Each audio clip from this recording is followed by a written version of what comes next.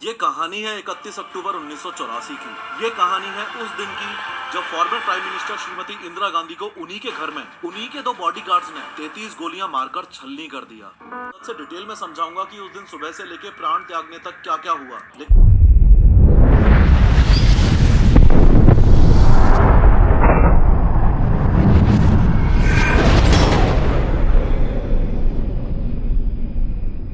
सबसे पहले आप इस कहानी की इंपोर्टेंट लोकेशंस पे ध्यान दो। ये श्रीमती इंदिरा गांधी का रेसिडेंस था जिसे एक सफदरजंग रोड बोला जाता था और ये उनका ऑफिस था जिसे एक अकबर रोड बोला जाता था। दोनों बॉडीगार्ड्स ने इनके ऊपर अटैक इस गेट पर किया था और ये वो रास्ता है जो पीएम के ऑफिस को पीएम रेसिडेंस से जोड़ता है। इस अटैक की लोकेशन से 4.4 किलोमीटर दूर है ये एम्स हॉस्पिटल, जहां गोलियां लगने के बाद फॉर्मर पीएम को ले जाया गया था।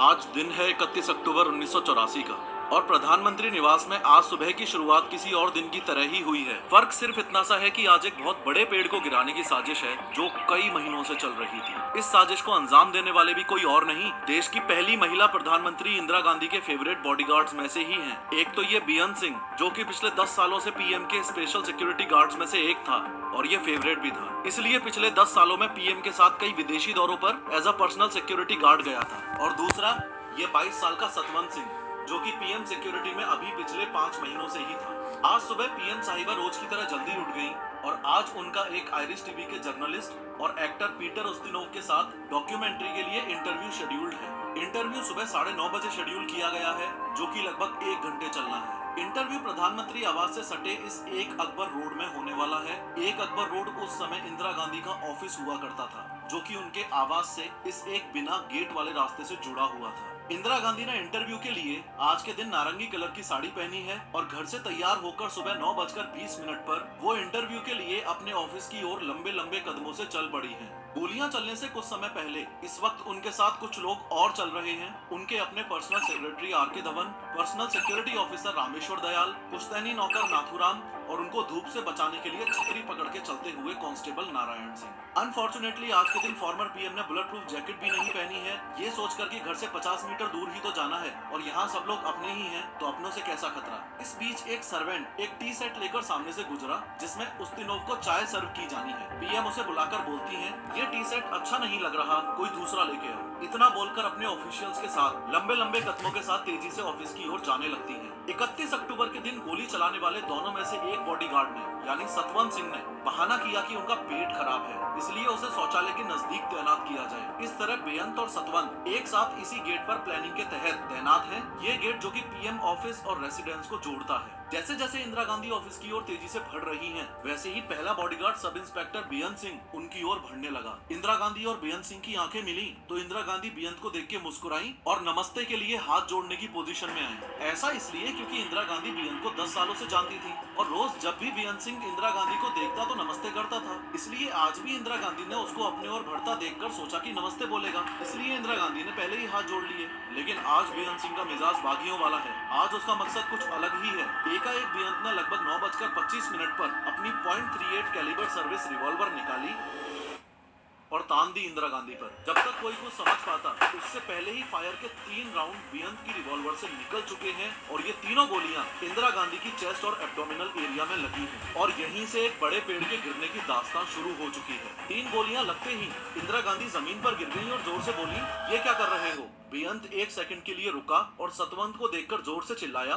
गोली चला। सतवंत जो अभी तक बेअंत के पास बूथ बना खड़ा था, वो अपनी कार्बाइन बंदूक को इंदिरा गांधी की ओर घुमाकर 30 गोलियां बर्स्ट फायर कर देता है। इंदिरा गांधी को बचाने के लिए जैसे ही उनके personal security officer Rameshwar Dayal आगे बढ़े तो उनके पांव में सतवंत के द्वारा चलाई गई गोलियां लगी और वो वहीं पर गिर गए। एक अकबर रोड यानी कि पीएम ऑफिस से एक पुलिस ऑफिसर दिनेश कुमार भट्ट ये देखने के लिए बाहर आए कि ये गोलियां कहां चली हैं। उसी समय बेअंत और सतवंत सिंह ने अपने वेपन्स फेंककर सरेंडर करने के लिए हाथ खड़े कर दिए और कहने लगे कि हमको जो करना था वो हमने कर दिया, अब तुम्हें जो करना है कर लो। और उन्होंने इंदिरा गांधी से ऑपरेशन ब्लू स्टार का बदला ले लिया। ऑपरेशन ब्लू स्टार में इंदिरा गांधी ने सिखों के पवित्र स्थल गोल्डन टेम्पल को कुछ अलगाववादियों से आर्मी ऑपरेशन के जरिए फ्री करवाया था। आर्मी ऑपरेशन की वजह से काफी सिख उनसे खफा थे। कांस्टेबल नारायण सिंह ने आगे कूदकर बेअंत सिंह को जमीन पर पटक लिया। पास के गार्ड रूम से आईटीबीपी के जवान दौड़ते हुए आए और उन्होंने सतवंत सिंह को भी अपने घेरे में ले लिया। टोटल 33 फायर किए गए हैं जिसमें से 30 गोलियां इंदिरा गांधी को लगी और काफी गोलियां उनके शरीर को चीरकर निकल गई। इंदिरा गांधी के पर्सनल सेक्रेटरी आर.के. धवन ने होश संभाला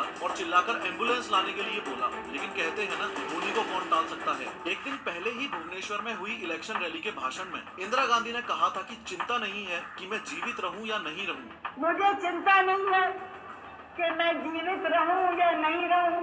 मेरी लंबी उम्र रही है, मुझे गौरव इस बात का है कि मेरा सारा जीवन सेवा में गुजरा। मेरी लंबी उम्र रही है और मैं इस पर मुझे अगर गौरव किसी चीज पर है तो इस पर है कि सारा जीवन मेरा सेवा में गया। जब तक मुझ में सांस है तब तक सेवा में ही जाए, जब मेरी जान जाएगी और जब तक मुझ में सांस है तब तक सेवा ही में जाए, और जब मेरी जान जाएगी तो मैं कह सकती हूँ कि एक एक खून का कतरा भारत को जीवित करेगा। तो मैं कह सकती हूँ कि एक एक खून का कतरा जितना मेरा है वो एक एक खून एक भारत को जीवित करेगा।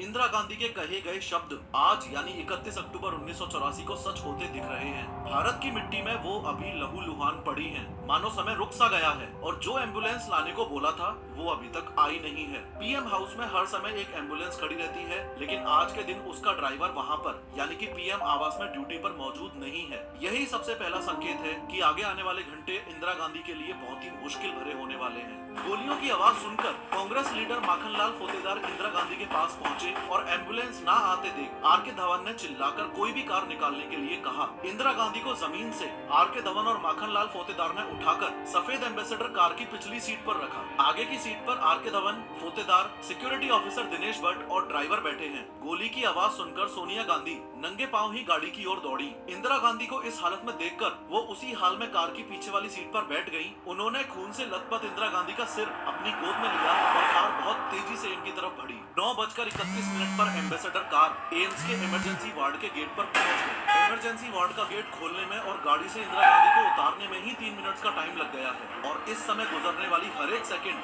बहुत ही ज्यादा इम्पोर्टेंट है। अनफॉर्चुनेटली आज एम्स के इमरजेंसी वार्ड में एक स्ट्रेचर तक मौजूद नहीं है। इसी तरह एक पहिए वाली स्ट्रेचर का इंतजाम किया गया। जब इंदिरा गांधी को कार से उतारा गया तो उनको इस हालत में देखकर वहां तैनात डॉक्टर्स घबरा गए और जल्दी से अपने सीनियर डॉक्टर्स को इन्फॉर्म किया। वैसे सीनियर डॉक्टर्स को अभी तक इस बात का ध्यान नहीं था कि इंदिरा गांधी को इस तरह से गोलियां मारी गई हैं। जब सीनियर डॉक्टर्स इमरजेंसी वार्ड में दौड़कर आए तो उनको तो ऐसा लगा कि शायद हॉस्पिटल में किसी तरह का इंस्पेक्शन होगा। सीनियर डॉक्टर्स ने जब वहां खड़े जूनियर स्टाफ से पूछा कि पीएम साहिबा कहाँ हैं, तो एक जूनियर स्टाफ ने कांपते हाथों से स्ट्रेचर पर कपड़े से ढकी हुई लहूलुहान बॉडी की ओर इशारा किया। डॉक्टर्स ने जब पीएम को इस हालत में देखा तो वो भी घबरा गए। सीनियर डॉक्टर्स को इलेक्ट्रोकार्डियोग्राम में इंदिरा गांधी के हार्ट की मामूली गतिविधि दिखाई दे रही है। इसका मतलब है कि वो क्लिनिकली अलाइव हैं, लेकिन नाड़ी में कोई धड़कन नहीं मिल रही है। उनकी आंखों की पुतलियां भी फैली हुई हैं, जो संकेत है कि उनके दिमाग को क्षति पहुंची है। फिर अगले कुछ घंटों तक फॉर्मर पीएम की जान बचाने के लिए देश के बेस्ट 20 डॉक्टर्स की टीम ने जी तोड़ मेहनत की। यहाँ तक कि खून को रोकने के लिए 88 बोतल्स ओ नेगेटिव ब्लड भी चढ़ाया गया। 4 घंटे की कड़ी कोशिश की बदौलत 7 गोलियां इंदिरा गांधी के शरीर से निकाल ली गई हैं और ब्लड फ्लो को भी रोक दिया गया है। लेकिन डॉक्टर्स को इंदिरा गांधी के सर्वाइवल के चांसेस ना के बराबर लग रहे हैं। ऑपरेशन थिएटर के बाहर सोनिया गांधी का रो कर बुरा हाल हो गया है। इंदिरा गांधी के बेटे राजीव गांधी, जो कि बंगाल में होने वाले इलेक्शन की रैलियों के लिए गए हुए हैं, उनको इस इंसिडेंट के बारे में जब इन्फॉर्म किया गया तो राजीव गांधी तुरंत दिल्ली के लिए निकल गए। साथ में उस टाइम के प्रेसिडेंट दिल सिंह, जो कि विदेश दौरे पर थे, वो भी इंदिरा गांधी पर हमले की खबर मिलते ही तुरंत इंडिया के लिए रवाना हो गए। आने वाला समय देश और इंदिरा गांधी के लिए बहुत ही मुश्किल भरा होने वाला है। इंदिरा गांधी के लिए इसलिए कि अब एम्स के बेस्ट डॉक्टर्स भी कुछ ही समय में अपने हाथ खड़े करने वाले हैं। हॉस्पिटल के 8th फ्लोर पर अब तक काफी कांग्रेस लीडर्स आ चुके हैं और सबको ये तो अनुमान हो गया है कि अब इंदिरा गांधी को बचा पाना मुश्किल है। इसलिए यहाँ इसी फ्लोर पर एक दूसरे रूम में देश पर आने वाले मुसीबत पर मंथन चल रहा है। मुसीबत ये कि देश के सर्वोच्च लीडर्स यानी कि पीएम और प्रेसिडेंट दोनों में से एक तो अपनी जिंदगी की जंग लड़ रही है और दूसरा यानी कि मिस्टर प्रेसिडेंट उस समय देश में नहीं है। एक चिंता का विषय ये भी बना हुआ है कि इंदिरा गांधी की असैसिनेशन की खबर अगर बाहर फैलती है तो कम्युनल राइट्स हो जाएंगे। इसलिए अभी एम्स के स्टाफ को सख्त इंस्ट्रक्शंस दिए गए हैं कि इंदिरा गांधी की कोई भी इंफॉर्मेशन लीक नहीं होनी चाहिए।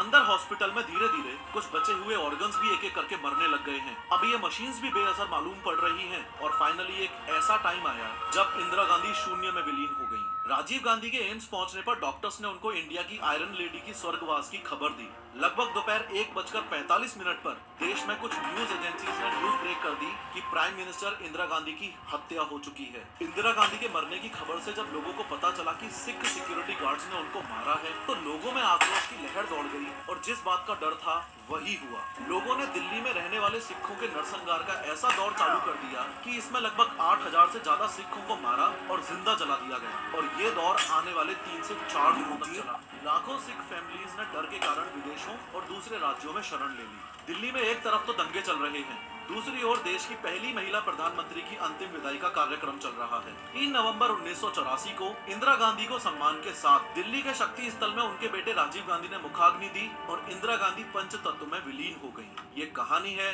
31 अक्टूबर 1984 की। तो फ्रेंड्स, आपको ये वीडियो कैसी लगी? अगर अच्छी लगी तो प्लीज़ लाइक एंड सब्सक्राइब, क्योंकि आपके एक सब्सक्राइब से हमें और आगे वीडियोस बनाने के लिए मोटिवेशन मिलता है। ओके फ्रेंड्स, जय हिंद। मिलते हैं अगली वीडियोस में और भी हम कोशिश करेंगे कि हम और भी अच्छी वीडियोस लेकर आएँ। Okay friends, bye.